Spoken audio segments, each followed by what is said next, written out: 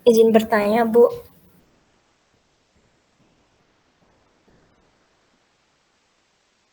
Halo? Iya, Izin bertanya tentang coding tadi. Kan kalau jawaban narasumber saya itu kan udah pendek-pendek ya, Bu, kayak cuman 1-2 kalimat gitu. Nah, nanti kalau misalkan hasil codingnya itu hampir mirip-mirip sama hasil transkripnya itu gimana ya?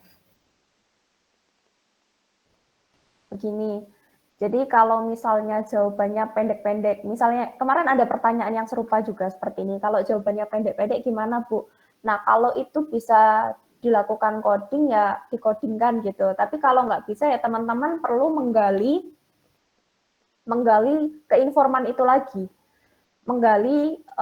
Jadi kalau dalam proses wawancara, kalau kita dapat jawaban pendek itu kan kita seringkali nggak puas ya. Jadi digali lagi, kenapa kok dia menjawab seperti itu, dipancing-pancing lagi gitu loh.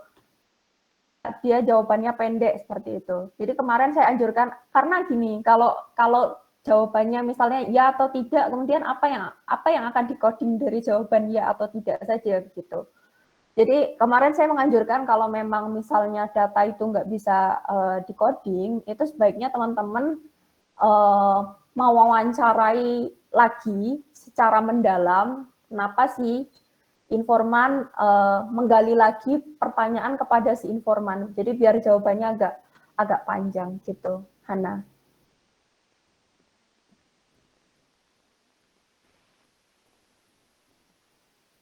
Halo Hana. Berarti itu kalau misalkan jawabannya berada di tengah-tengah gitu kan, Bu. Berarti itu akan mempengaruhi waktunya yang ditranskrip dong, Bu. Nggak apa-apa nanti misalnya ada tambahan dari proses apa namanya wawancara tadi, itu nggak apa-apa nanti dikasih dikasih font yang berbeda atau warna yang berbeda gitu kalau ada tambahan. Kalau kamu ingin memperdalam nggak apa-apa sih, menurut saya nggak masalah. Nanti dikasih font yang berbeda aja sama time-nya agak beda Oh, oke. Makasih, Bu. dari table transkrip itu gitu. Makasih, Karena Bu. kalau memang datanya terlalu pendek dan itu nggak bisa decoding ya teman-teman perlu menggali lagi ke informan gitu. Baik, Oke, makasih, Bu. ada lagi pertanyaan?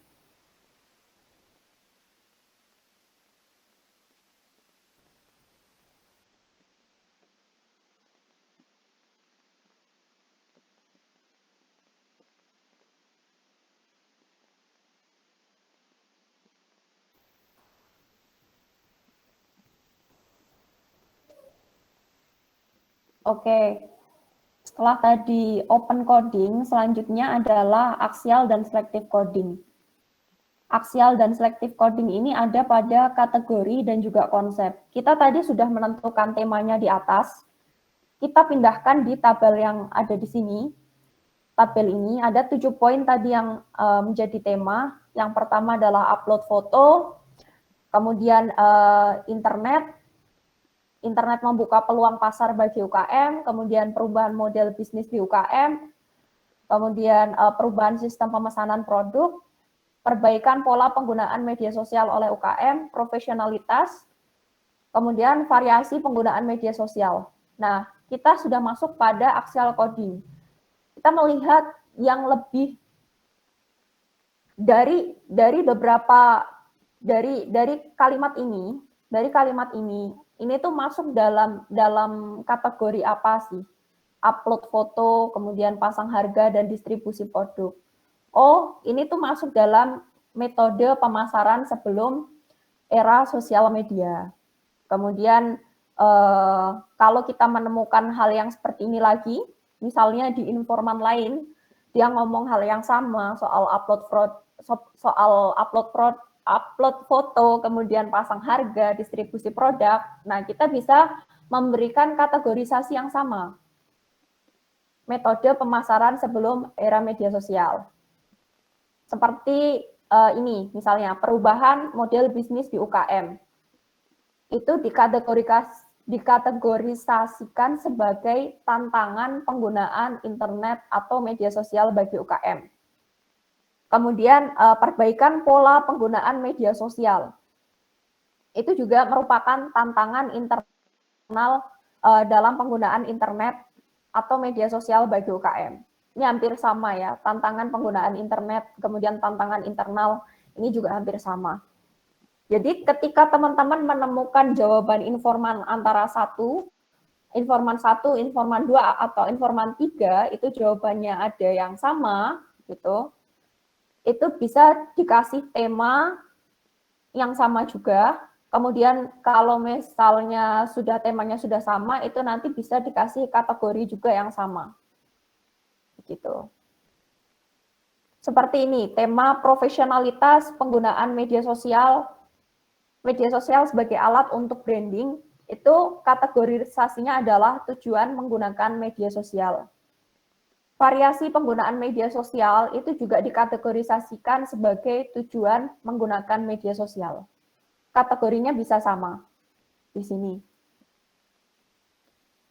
Nah, setelah kategori, dalam proses selective coding kita menentukan konsepnya. Konsep ini jauh lebih luas daripada kategori dan juga tema. Kita melihat dari metode pemasaran sebelum era media sosial, kemudian keuntungan menggunakan internet bagi UKM, itu dianggap sebagai apa? Faktor pendorong atau faktor penghambat. Oh, ternyata keduanya merupakan faktor pendorong. Maka bisa dikasih konsep faktor pendorong, di bawahnya juga dikasih konsep faktor pendorong. Dalam proses kategori dan konsep itu, selain kita mengacu pada tema, mengacu pada hasil wawancara yang sudah ditranskrip tadi, ini juga mengacu pada landasan teori yang sudah teman-teman tuliskan dalam proposal. Setelah kita baca landasan teorinya, tentu kita akan berpikir, oh ini masuknya mana, seperti itu. Dan itu yang tahu teman-teman sendiri, karena yang terjun ke lapangan teman-teman yang kemudian menentukan proposal itu adalah teman-teman. Maka yang bisa memberikan kategori kemudian konsepnya pun juga teman-teman, karena teman-teman berinteraksi langsung dengan data dari hasil wawancara yang ada dan juga dengan landasan teori yang sudah teman-teman buat di dalam proposal. Begitu. Itu untuk kategori dan juga konsep. Nah, karena ini tadi tabel personal coding ini tadi, ini dibuat per informan ya. Untuk yang pertama, untuk open coding tadi dibuat per informan. Karena kan setiap informan kan nanti akan diwawancara banyak hal kan. Nah, dalam proses yang kedua, untuk aksial dan juga selective coding itu digabungkan nanti. Antara informan 1, informan 2 itu dilanjutkan, seperti ini tabelnya. Kalau sudah selesai dengan informan 1, kita sudah melakukan aksial dan juga selective coding di informan 1, langsung lanjut ke informal 2 di bawahnya, kemudian dengan tema, kategori, dan juga konsep yang ada di sini.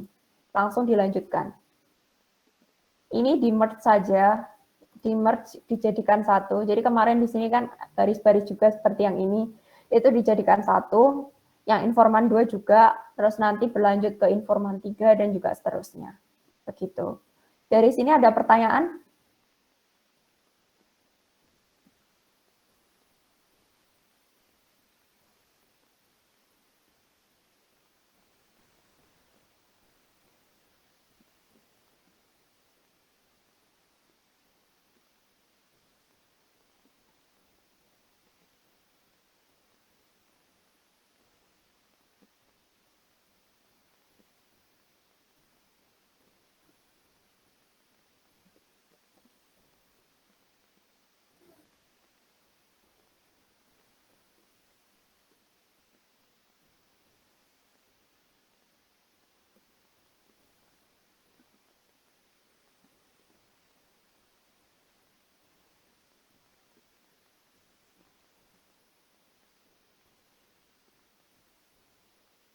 Oke, kalau nggak ada pertanyaan, saya nanti akan share ini, contoh tabel coding ini di Google Drive yang tadi saya teman-teman bagikan. Saya bagikan dulu linknya di laman Grab di sini ya.